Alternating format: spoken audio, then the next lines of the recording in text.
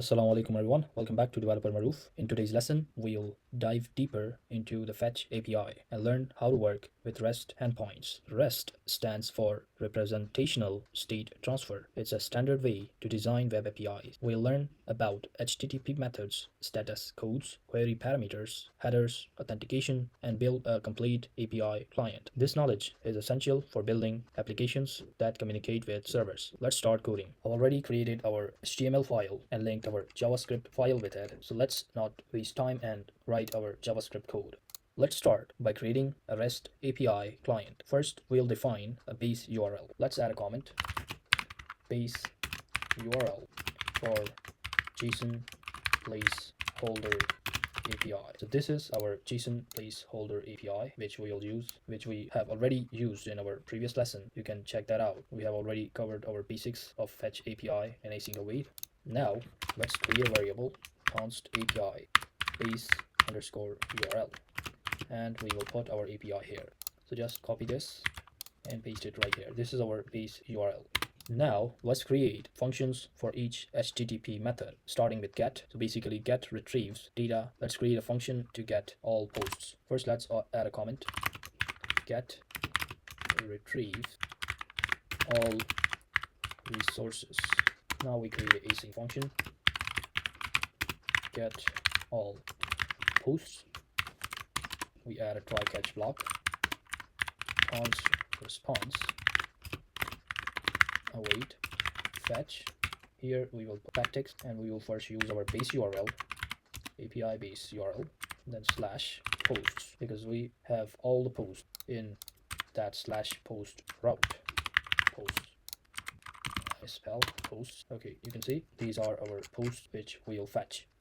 Now we put a condition: if response is not okay, then just throw new error, and the error will be HTTP error status, or status code will go here, response.status.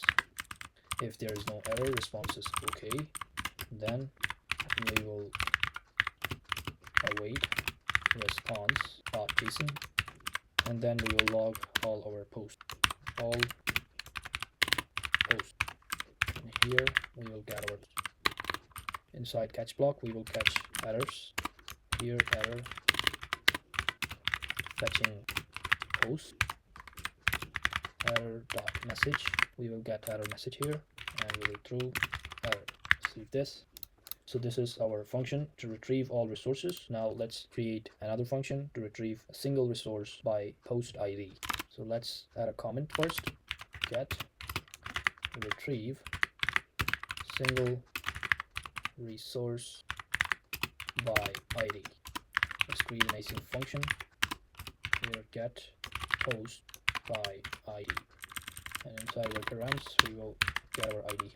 We'll add try catch block. Const response equals await fetch. Then again we have our base URL, then slash post. We will get a single post, so we will put ID after slash. The ID will be dynamic, so ID will come from our param. And then if response is not okay, then we will throw new error, HTTP error status code is response.status status. And here if response is okay, then await response.json, and then just log our post. We'll say post ID. Here are our, and we will return that post.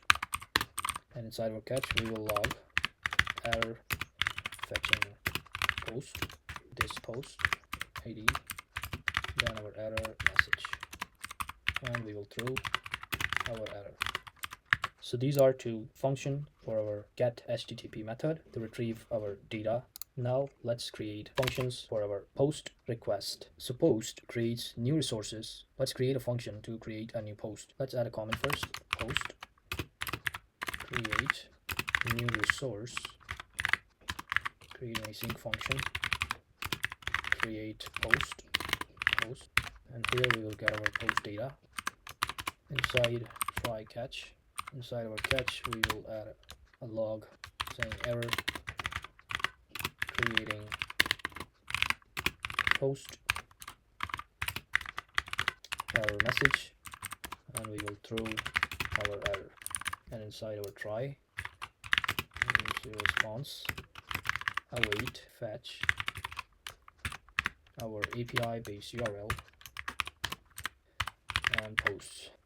Inside our second parameter of fetch, we will pass our method. Method is post. We have headers. Headers will be content type, and it will be application /JSON. And inside our body, we have JSON.stringify our post data. We will pass our post data as a JSON string to the body. Now, if response is not okay, then throw new error, http error status.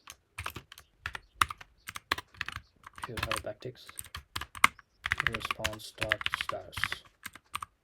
If response is okay, then const new post, await response.json, and we will log our created post, new post, and we will return new post. Save this. So this function is for our post request. Now let's create functions for our put and patch requests. So put replaces the entire resource and patch updates only specified fields. Let's start by updating entire resource with put. Let's add a comment, put update entire resource using function update post.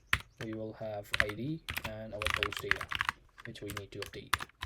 And our try catch block. Inside catch, we will have a log which says error updating post ID and error dot message, and here we will throw our error. Inside try, we will response await fetch backticks our API base URL, our posts, and the post ID which we need to update. And we will pass options here, method, and method is not post but put. Our headers will be content type, and content type is JSON, so we say application /JSON. And inside our body, we will say JSON stringify our post data. Now again, if response is not okay, response is not okay, then throw new error. Error will be http error status response.status.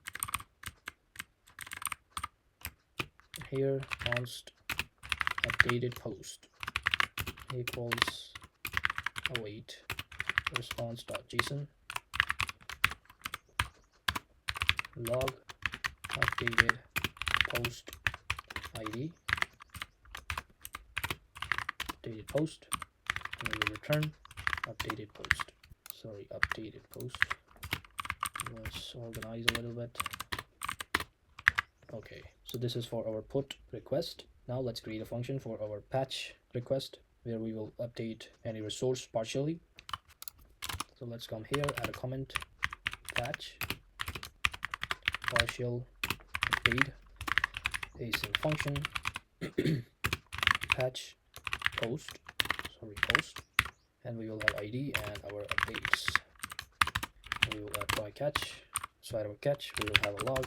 Inside our log, we will have a message error patching post, this post, and the error message is error.message, and we will throw error. Inside we should have error. Now inside our try we will have const response equals await fetch and our API base URL, API base URL slash posts, its ID, and we have options method will be patch. Our headers will be content type is application JSON, and body will be JSON.stringify updates. Now again we should put condition if response is not okay, then throw new error. We have error constructor. Inside we have http error status response.status const patch post equals await response.json. Add a log. Inside our log we have patched post, its ID, error message, sorry, not error message but patched post, and we will return our patched post. Save this. So these are for updating our document. Now let's create our final function, which is delete.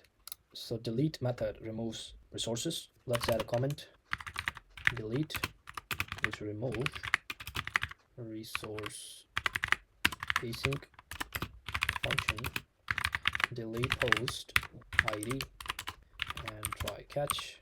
We will catch our let's say not log but let's say error, console.error, error deleting post ID, our error message, and we will throw error.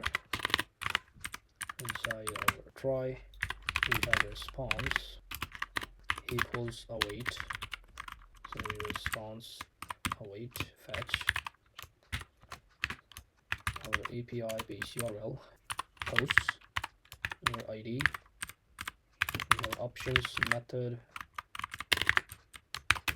side method we have delete. That's enough to pass only method for delete. Now let's add a condition, response is not okay, so response, and throw new error http error status response response.status log post ID deleted successfully, and we will return true. So that's it. We have created our all functions for each HTTP method. Now let me show you how you can use query parameters and filtering. So query parameters allows us to filter and paginate data. So let's first add a comment, query parameters and filtering. So let's start by filter with user ID. So let's add a comment, filter by query parameter, and we will have a function, async function.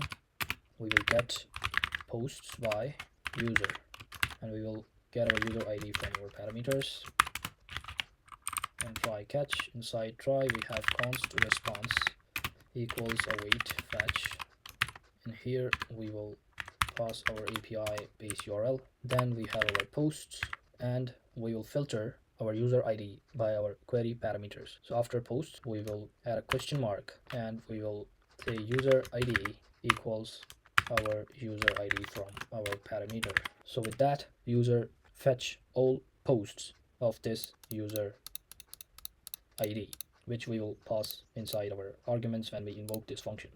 So this is how you can filter posts with user ID. And we will add a condition if response is not okay, response not response, we will throw new error, let's say failed to fetch. and we will get our posts await response.json, and we will add a log posts by user with this user ID and his post, and we will return posts, add a log inside, a catch, error dot message, and throw that error. See this? So this is a function you can create like this to filter any post by user ID. If I come here, if we come here, and you can see this is our API base URL, then slash posts here. Then if I put question mark and user ID here, and then equals to, I put any ID of user here, I will see the posts of that user only. If I put, let's say user ID is 4, enter, you can see we have all the posts of user ID 4. These are all posts for user whose ID is 4. If I put 3 here, I will see user ID 3 and his posts. So this is how you can filter any post with the user ID. Now let me show you with multiple query parameters. We create a function, async function, then I can say get filtered posts, and inside our parameter we can have multiple parameters, let's say user ID, and we can define any limit to limit the post. Like in here we are seeing 1 2 3 4 5 6 7 8 9 10. We are seeing 10 posts. If I want to limit these, I can come here and I can add another query parameters after that. Let's say I want to limit it to 5. So what I will do is I will add an and sign, and then I will add limit equals, let's say I want to limit it to 4. Enter. Oh, sorry, I have to add an underscore, then enter. You can see I'm seeing only 4 posts now. So that's how you can limit any posts as well with extended query parameter. So let's add a limit. Let's say we add a limit of 10 to see all posts, or 10 posts. Inside try, you can have const response equals await fetch. So fetch. Oh my god, I always make mistakes in this response. Okay. Now add API base URL, then posts, then we have a user ID. So user ID will be our user ID. Then we can have and sign underscore limit. So our limit is from our parameter. Whatever limit we pass here, we will get that. And if the response is not okay, and throw new error. So the error is failed to fetch. It's a one line, so I can do it like this as well. Let's just remove that curly braces and put that like, if you add a multi-line code, you should add a block here. Now let's say posts equals await response.json, and log, we will log our filtered posts, and our posts, we will return our post, and inside our catch we will add a log, let's say error, and the error is error dot message. We will throw error. Save this. So this is the function you can create to limit anything. Let's add a comment as well, multiple query parameters. So that's it for this part. Now let's move on to HTTP status codes. Let's add a comment, HTTP status codes. So HTTP status codes tells us if a request was successful or not. There are multiple status codes. Let me show you them. So let's create a handler for our status codes to show you how you can create or handle status codes. Let's say handle different status codes, and let's create a function handle status codes. Inside that we have our first status, which is 200, which is OK. So OK means success. Let's add a success here. So let's add a try catch block here. Const response equals await fetch. We can fetch API base URL, then our posts. Let's fetch one post, and let's add a log. Here you will see status, our response.status, response.status, and response.status text, and we will add a condition. If response is okay, then show us the data, response.json, and add a log which will say success, because 200 code used for success data. We have error. Okay, we should wrap it here. So if response is okay, means response is 200, then we will see our data inside our console. Inside catch, we can just add a log and say error and error message. If you want to see the response inside our consoles, you can just invoke those functions. I'm just creating it so you would know that this is how you can create functions with multiple query parameters, filter, and how to remove resource, update resource, create, etc. If you want to see its response, you can just call it or invoke it right after or right anywhere. I'm not invoking every single function because I have already taught you these in our previous lessons, so I don't want to teach you same thing again and again. If you want to see its response, you can just invoke it right here like this, handle status codes, and this is how you can invoke, and we will get our status 200, which is coming from here, status 200 and status 200 and our data. So let me not show you the response, and this is for status 200. Now let's add 201. It is used for create a document or any post or anything to create. So status 201 is for created. If something is created, we will see status 200. Like for post requests, we can see 201, and for get request, we will see 200 if it's successful. So let's add a try catch. Inside that, we can have const response equals await fetch, and then our API base URL and our posts. Here we will add a method post and headers. Inside content type, application JSON, and we have body JSON.stringify, and let's put in data here. Title will be test. We have a body. Let's say body will be test as well, and let's add any ID here. Let's say user ID is 1. So this is the post we created, and if we see the status, you can see right here. Let's copy it and paste it right here. Let's format our code. Okay, now we can put condition here. Let's say if response.status is equals to 201,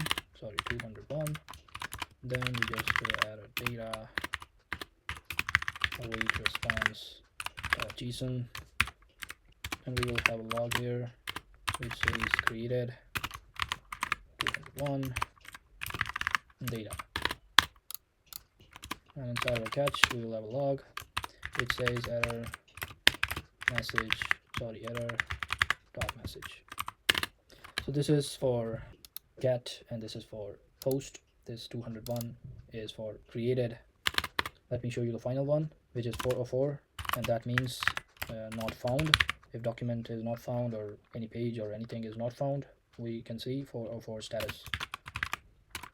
Let's see the example. Try catch const response equal await fetch. We will have API base URL and posts, and let's say if the post is 9999999. Okay, so this post doesn't exist. So if I come here and if I say posts and then say 9999999 and enter, we will see there is no post right here. And if we see the status headers, you can see we get 404, which is not found because there is no document with this ID. If we add 2, you will see we have status code 200, which is okay. It means we found that. And if you create anything, you will see 201 status. So let's create a log. Let's not waste our time and just copy paste here, because now you know the concept of these. I don't want to write it again and again, same thing. Here you will just add a console and it will say not found 404. You can just invoke that function and you can see the results. I don't want to invoke everything because I have taught you how to invoke, how to create functions. I'm just showing you how you can create the functions with these concepts. Now if you want, you can also create a function which handle your response, or you can say a status code handler. You just create a function, handle response, and you can just pass any response here, and you will see you can add checks to see the result of that response or the message or anything. Let's suppose we say if response status is greater than or equals to 200 and response status is less than 300. If these both conditions are true, let's return the response.json. If you want to add multiple conditions, you can say else if response status equals 404, then just throw new error, and inside that you can say resource not found. You can add multiple checks as much as you want. Let me add it right here. Let's make it 400. So 400 is for bad request. Let's add a message bad requests, and we have 401, which is for unauthorized. Let's add a message here, unauthorized. We have 403 as well, which is for forbidden. Let's say forbidden. We have 500, which is for server error. Let's say server error.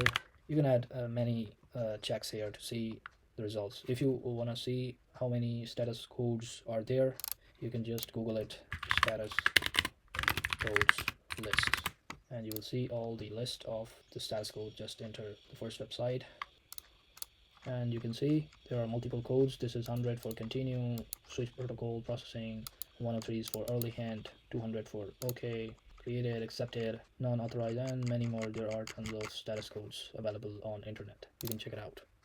If you want to do any modification, you can do that. Let's say in here I will save status response status is greater than or equals to 500 on server error, and else we will throw new error, and we can pass http error status, and we can just add response.status. So that's it for this part. I hope you understood all the status codes and how you can see it or define it. Now let me show you the concepts of headers and authentication. So we have custom headers as well. So basically custom headers allow us to send additional information with requests. Let me show you that. Let's first add a comment, headers and authentications, and let's first start with custom headers. So create a function fetch with custom headers. Inside we can have try catch const response await fetch.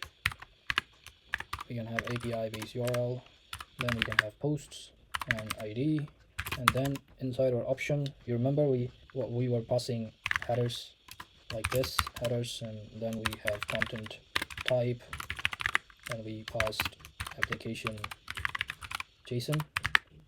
So here we have multiple headers. Let's say we have other headers as well. We can pass custom headers. Let's suppose we have X custom header, and its value is my value. Let's see any value here, and then let's suppose we have another custom header which is any request. Let's say X request ID, and let's suppose its ID is this. This is just for passing additional information when you are requesting anything with any method. So this is only the purpose of these headers. These are just to send additional information. If you come here, you can get our data here, await response.json, and you can have log. You can get data with custom headers. If you want, you can also see response headers inside our console. Let's say response headers. You can say response.headers. So you will see all the headers inside our console when you invoke the function, and you will just return the data to see the data when you are invoking it. Let's add a log inside our catch. Error is error.message. So this is how you can get custom headers or send any additional information with the request. Any request, this is the get request. We can also authenticate user with our bearer token, which we pass inside our headers as well. Let me show you that as well. Let's add a comment, authentication with bearer token, create a function, and we will have fetch with auth. Inside we can have token, and we can have try catch, site try. I'm just showing you how you can pass the data with headers. We will see practically when we will be building our projects after that course. I'm just showing you the overview of these headers for now. Let's add API base URL posts 1. Let's say we have headers. Inside our headers we have property called authorization. And inside we can pass our bearer and our token. We can have content type as well. It will be application JSON. So this is how you can authorize any user with the token. This is mostly used in our application. You will see when we will building our projects.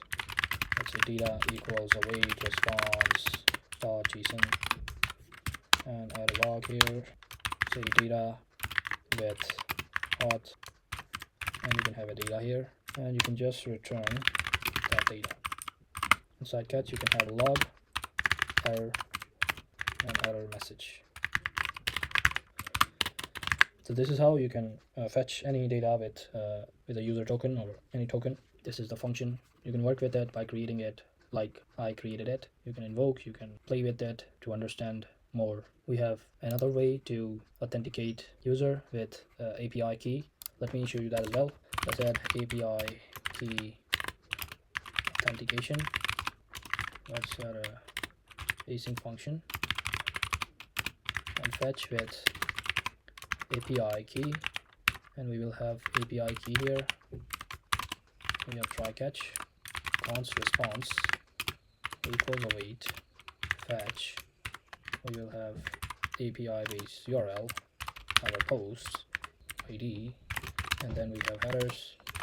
We can add multiple headers. Let's say we have an API key authentication method. Let's say X, any API key, PI key, and we can just pass our API key here to authenticate any user. And content type, we will have application JSON if it's a JSON data, and you can just await response .json, and we can have a log here, data with API key, and our data here, and we will return that data. We will add a log, error, and our error message. Save this.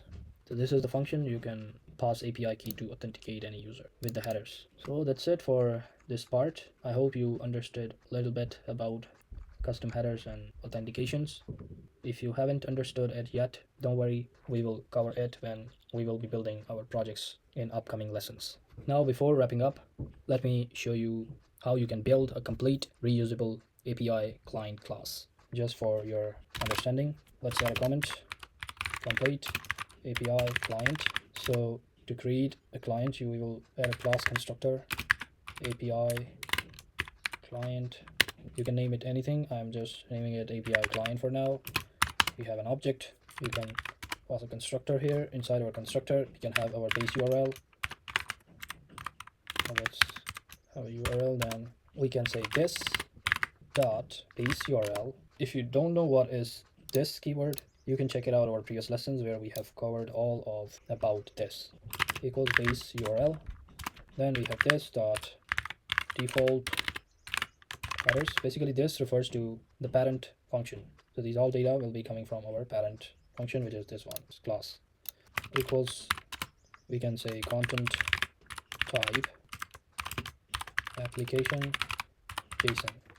So this is our constructor. Outside this we can set any default headers. To set that, we will just add a comment here, default headers. So this is how you can set default headers, and we have a key, and we have a value. Inside that we can just say this default header, and we will have key inside an array and its value. So this is how you can set default headers. You can also set authentication token as well. Let's say set authentication token. Let's say set auth token.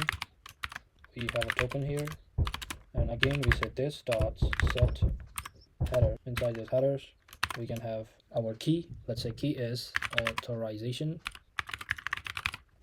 and its value is our bearer token. So this dot set header, we are calling this header from this first refers to the parent, and inside that parent we have dot set headers, which we are calling here inside our parameters, or in this case it's argument. So first we pass key authorization, which goes here, and our bearer token as a value, which go here, and we are getting them inside this block of code.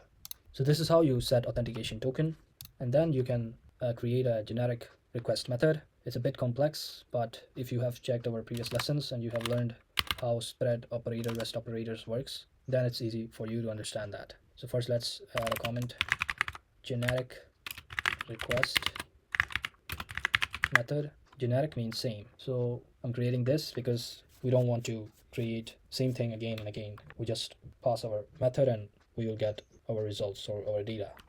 So we say async request. Inside that we can have our endpoints, and we will have our options, which will be an object. By default it's an empty object, and we can have const URL.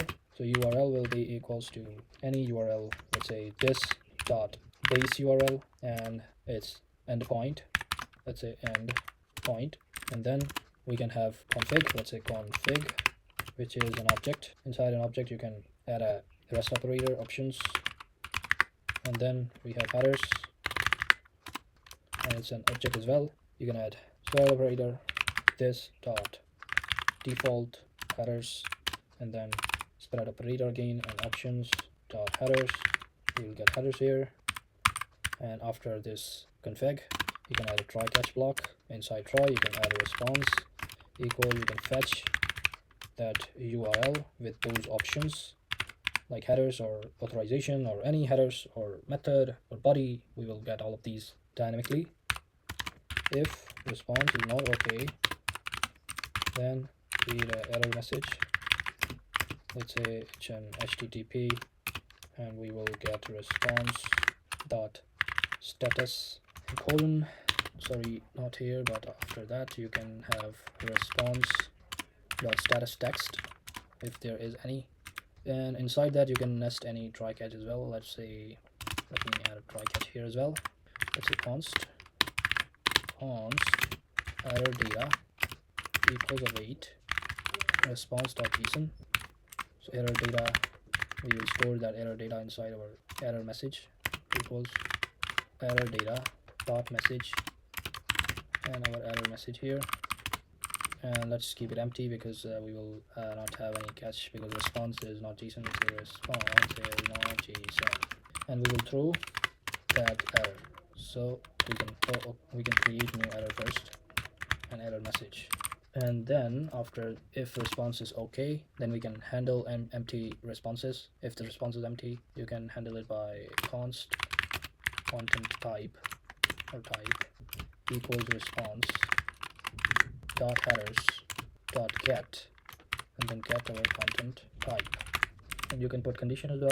Let's add a comment first, handle empty responses, and you can put condition here. If content type, and content type includes application slash JSON. Then inside that, if it's true, then we will return await response.json.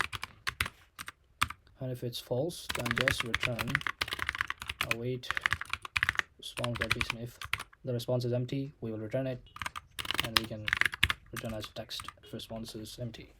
And inside catch, we will have if error dot name. Let's say if error is a type error, let's say error equals to type error, and error message, if it includes the fetch, then just throw new error, and the error will be network error, and let's just say